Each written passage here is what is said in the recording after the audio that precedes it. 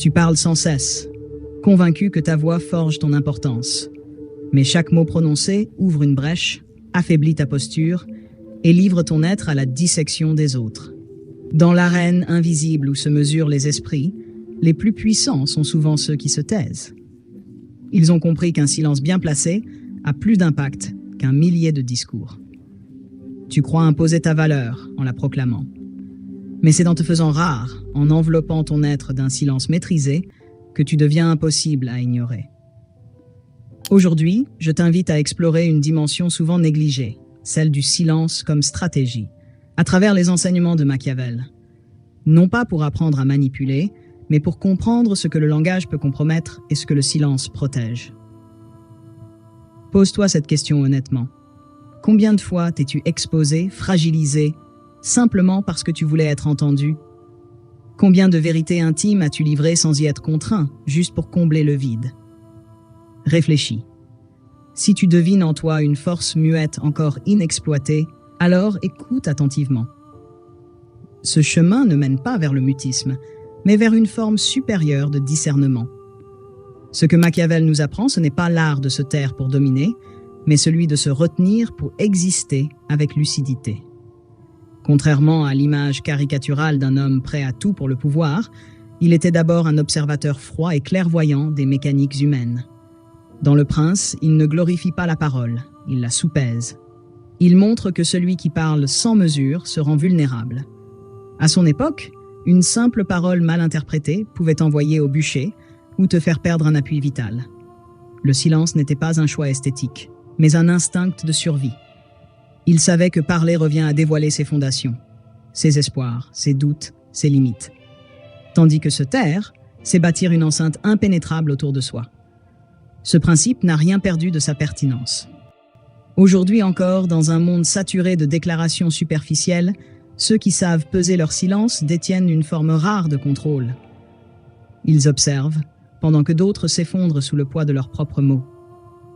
Mais cette sagesse s'érode, noyée dans les injonctions modernes. Parle pour qu'on te voie, explique-toi pour qu'on t'accepte, crie pour qu'on t'écoute. Et pourtant, une vérité demeure, ancrée dans les profondeurs de notre conscience. La force véritable réside dans ce que l'on retient, non dans ce que l'on expose.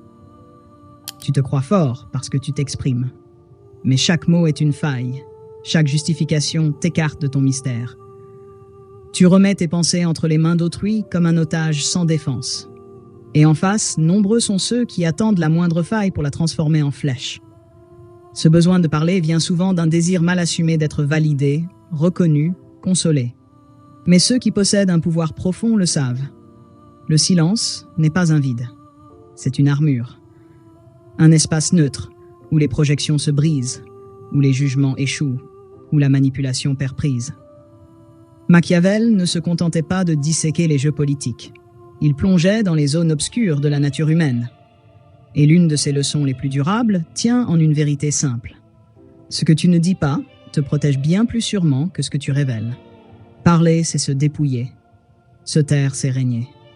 Voici 5 lois muettes que seuls les lucides savent manier sans trembler. Première loi, chaque mot prononcé est un territoire perdu. La parole ne se contente pas d'informer, elle expose. À chaque phrase que tu laisses échapper, tu laisses deviner une part de toi. Exprimer une opinion, c'est laisser une empreinte. Exprimer une émotion, c'est montrer l'endroit exact où tu peux être atteint. Tu crois que tu guides la conversation, mais ce sont tes mots qui te trahissent. Un propos lancé sans recul est une passerelle tendue vers ta vulnérabilité. Plus tu expliques, plus tu révèles ton architecture intérieure. Et ce que les autres voient, ils finiront par l'utiliser. Celui qui parle trop dresse lui-même les plans de sa propre forteresse. Celui qui choisit ses silences demeure impénétrable. Deuxième loi. Le silence est un écran où chacun projette ses ombres. Te taire, c'est pas t'effacer. C'est faire parler les autres. Le silence n'est pas une absence, mais une invitation. Il ouvre un espace vide que les autres cherchent instinctivement à remplir.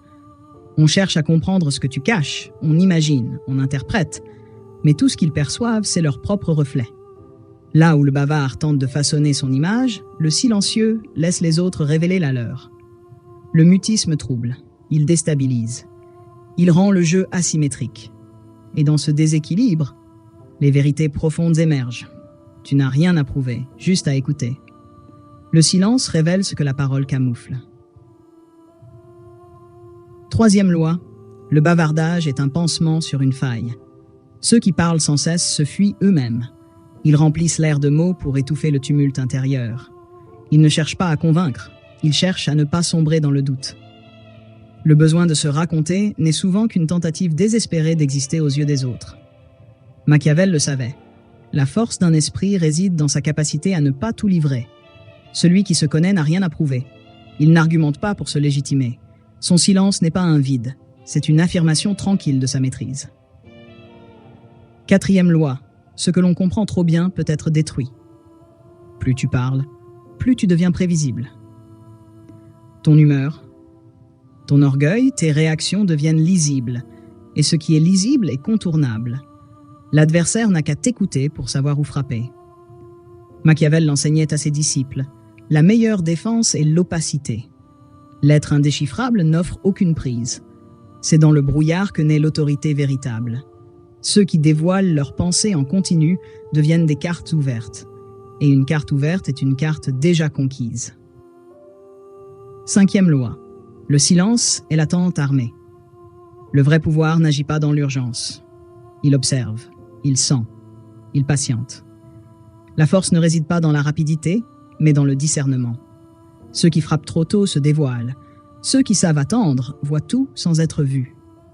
Le silence est une réserve d'énergie prête à se libérer au moment juste. Regarde les vieux maîtres de la stratégie. Ils parlaient peu, mais leur silence faisait trembler les murs. Ils ne réagissaient pas, ils calculaient. Le silence est un glaive dissimulé dans un manteau.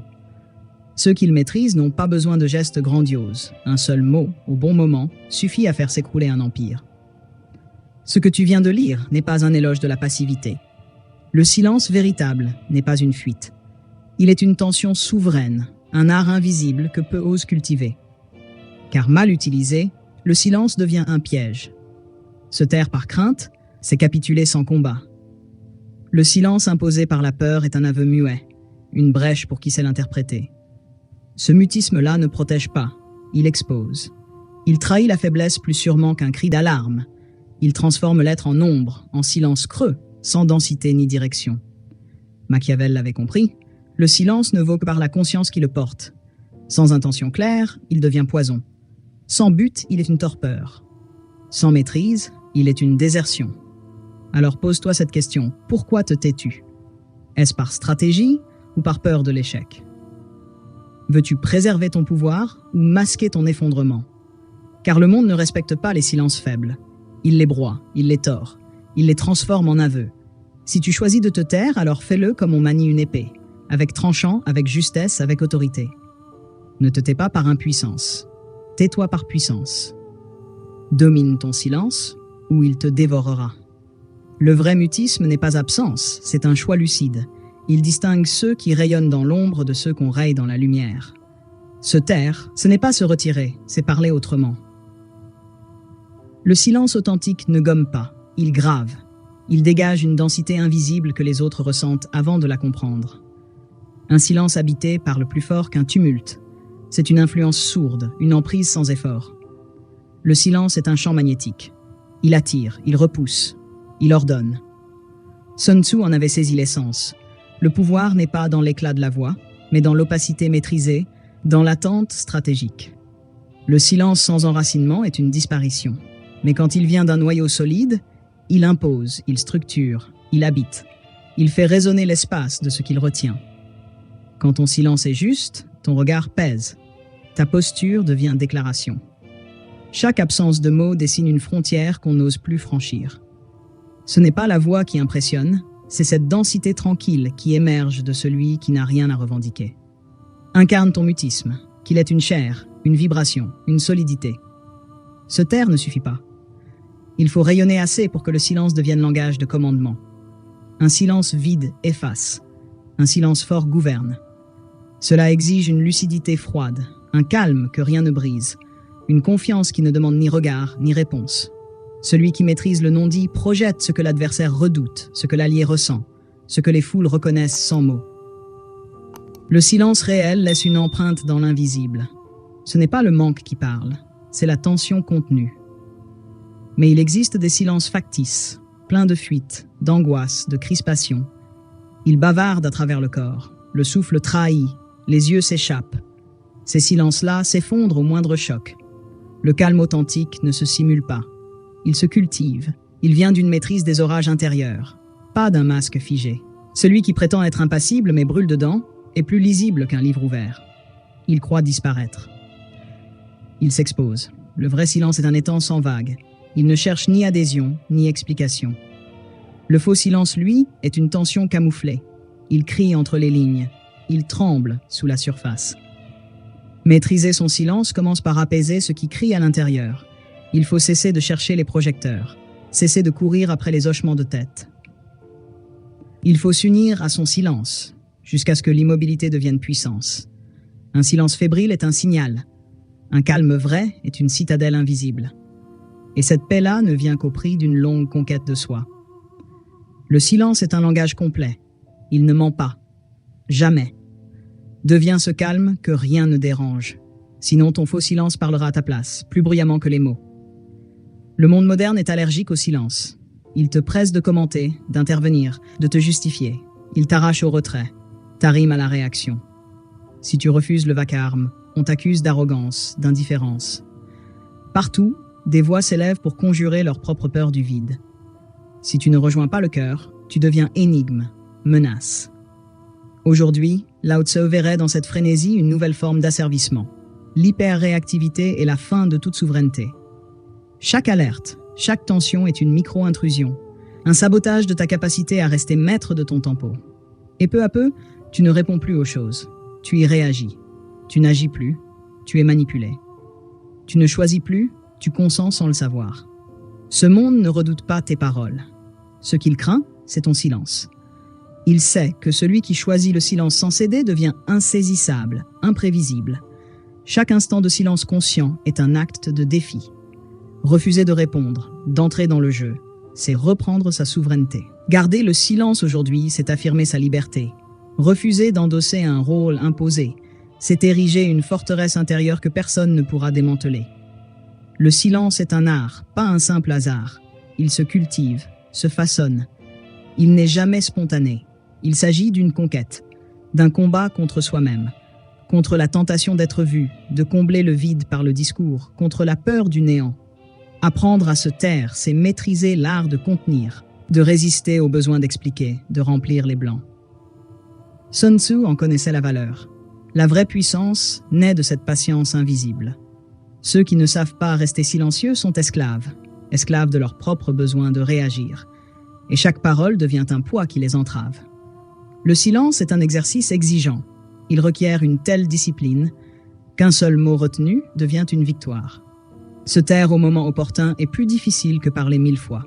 Cela implique d'abandonner l'immédiateté, de choisir la profondeur, d'investir dans ce qui n'est pas dit. Le silence est une victoire, pas une fuite. Une œuvre, une stratégie discrète. Chaque silence conscient est une pierre posée dans la construction de ton autorité intérieure. Il ne s'impose pas, il se mérite. Observe ce désir de prendre la parole. Ne le rejette pas, accueille-le. Il te révélera ce que tu redoutes, ce que tu cherches à prouver, ce que tu refuses d'accepter en toi. À chaque impulsion de parler, arrête-toi. Prends du recul. Demande-toi, que cherchais-je à combler? Qui tente-je de convaincre? Quelle peur m'anime? Maintenir ce silence sans céder, c'est déjà exercer ton pouvoir. Fais naître le silence.